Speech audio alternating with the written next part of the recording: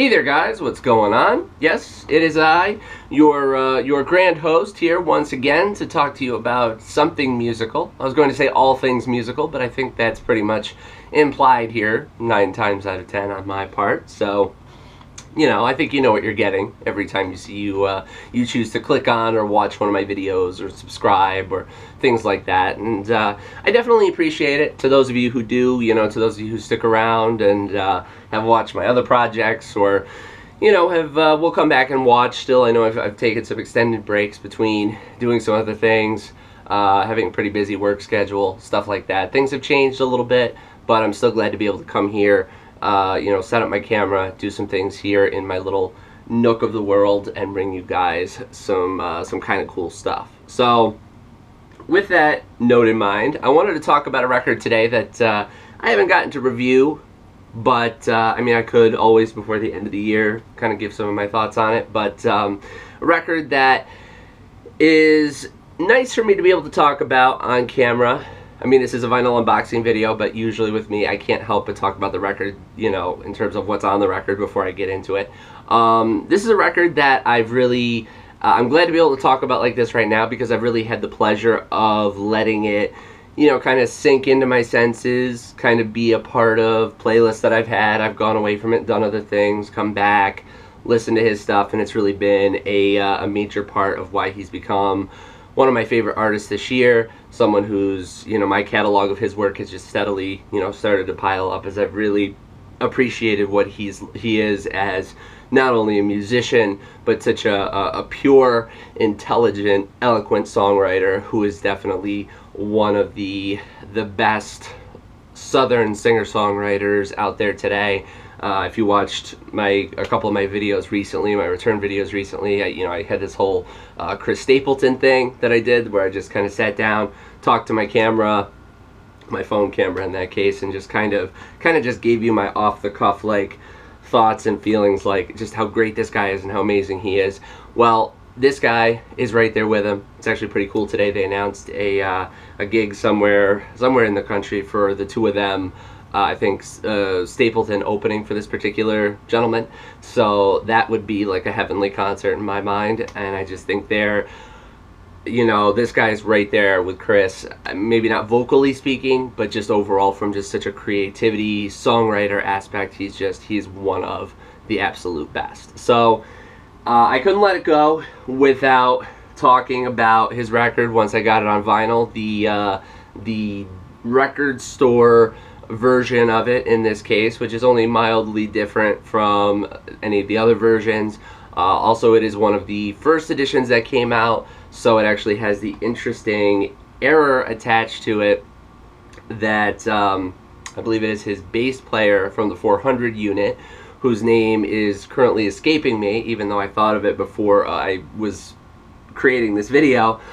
His name is not in the credits as having played on the record, so with later editions that they put out, it was in a sleeve and they included his name on the sticker, so that was kind of the second edition. This is the first edition of those pressings. And let's get into it already here with Jason Isbell, or Jason Isbell, depending on where you're from and how you say it, with his 2015 record, Something More Than Free.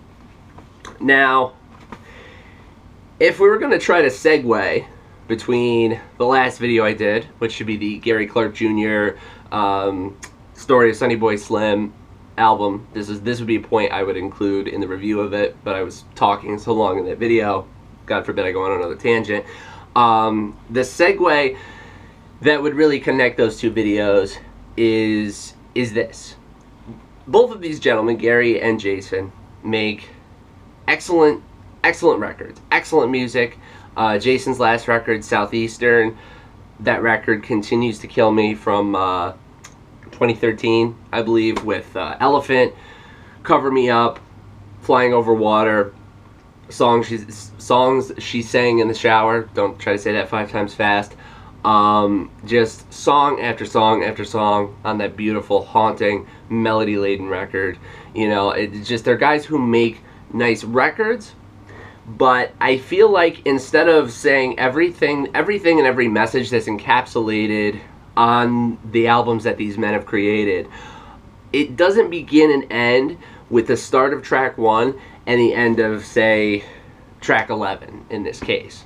And what I mean by that is, and I thank you all out there who, you know, who stick around and enjoy my explanations of these things.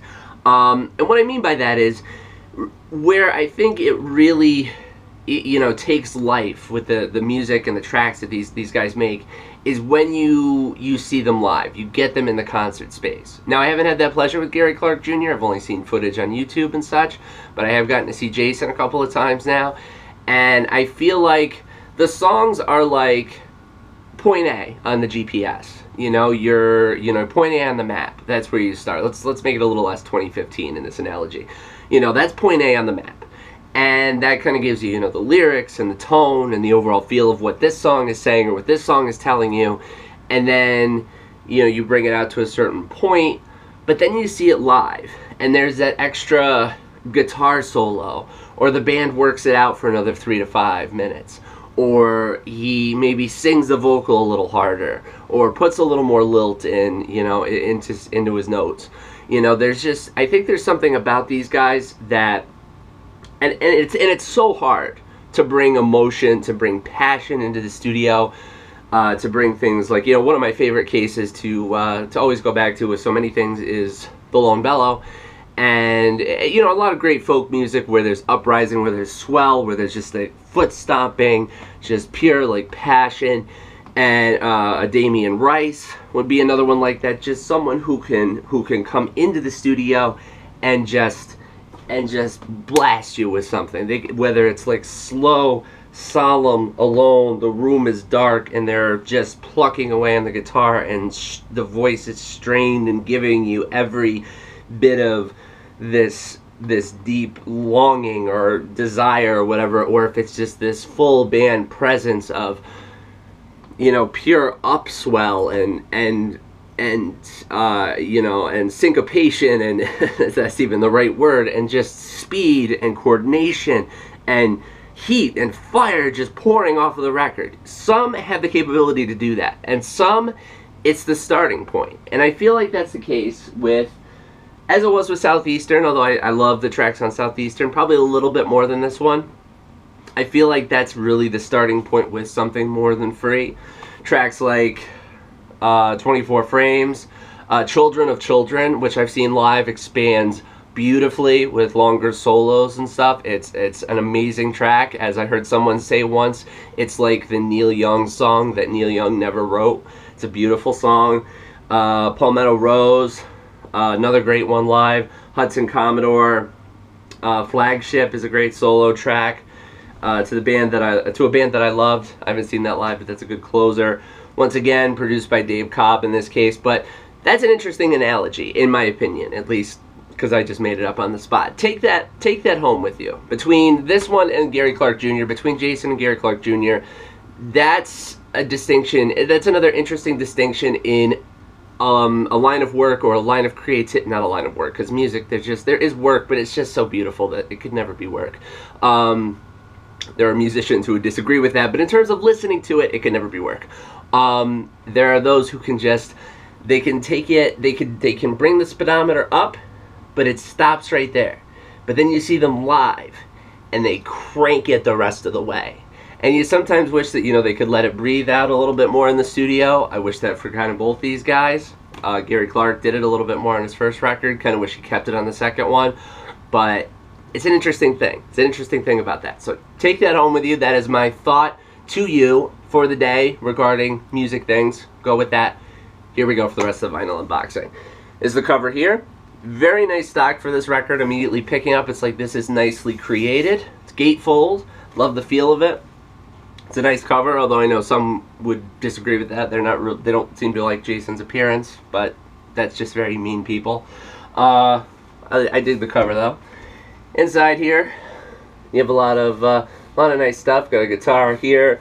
Got a lot of photos of Jason, the band, Jason with his wife Amanda. You know, not to become a sentimentalist, but if you happen to be on Twitter, or you know any of the stuff that Jason's on, and you see the photos of he and his wife Amanda with their new baby Mercy Rose, which is an absolutely perfect name for a kid in my mind. that will melt your soul in at least, you know, one way. I know you're all hardened YouTube commenters out there, and nothing can, you know, phase you from the dark corners of the internet, but it's a very sweet thing. Especially there's one of the three of them together. It's this sweet. It's adorable. A lot of great like Polaroid look at snapshots in here. Thanks to people, you know, who played on what, like I said. And I cannot think of his name once again. Maybe this is why this happened in the first place. Who is the bass player in the 400 unit. I've seen him live twice. You would think this would stick with me. Is not listed in here, but Jason, Amanda Shire, Sadler Vaden, etc., etc., all listed. Who plays what instruments, stuff like that. Jason's on the back cover with all the tracks here. Produced by Dave Cobb, which Dave Cobb is like the you know, is like the ghost whisperer, the horse whisperer. Either way, the analogy is strange, I suppose, of musicians between you know, Jason Isbell, Sturgill Simpson, just the people he's worked with in country music circles. The guy makes gold. He just really does. Anderson East, don't even get me started on that. That's the outside. Inside here, we've got a little bit more detail. We've got a picture of Jason here. We've got some nice lyrics, which were missing from the last video when I was talking about that stuff. But you get great lyrics for all this stuff right here, which is awesome. And the same thing applies on LP2. Another nice shot of Jason. And all of these lyrics across the back here. Speed Trap Town, by the way, might be the best lyrics across the whole record. I'm not sure. I love that song. Did not get to say that yet. So that's got all that great necessary stuff. I love that. Well made record. Like I said, gatefold. The stock paper that's all created on has a nice feel to it. Doesn't feel flimsy, cheaply created. They did a nice job putting this record together. You got to give it up to them too, not only for that, but also because while Gary Clark is on Warner, and I had a shot at, you know, I would have taken a shot at Warner probably in the last video. I'm not a big fan of Warner or the bigger groups of, you know, multimedia for a variety of reasons, but I got to give it up to Isbell for working through whoever he worked with his his own label, Southeastern Records, with 30 Tigers, which is another label that carries like Tobias Jesso Jr.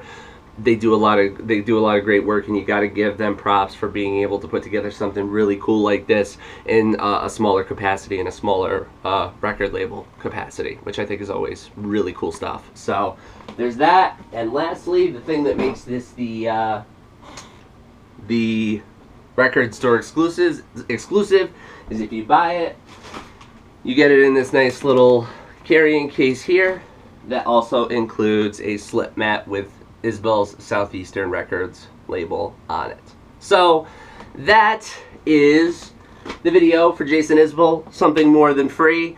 You get a little bit of vinyl unboxing, you get a little bit of music talk, you get a little bit of insight, you get an analogy, you get something to take home with you for the rest of your day, the rest of your night, the rest of your afternoon, wherever you may be in the world. So I hope you enjoyed this video, you guys. It's a great pleasure to talk about musicians I love. As always, check more of this stuff out here on my channel. Go check me out on Twitter. Go check me out on Instagram a little bit. Go check me out on my WordPress blog where great things are happening. Going to talk more about that soon.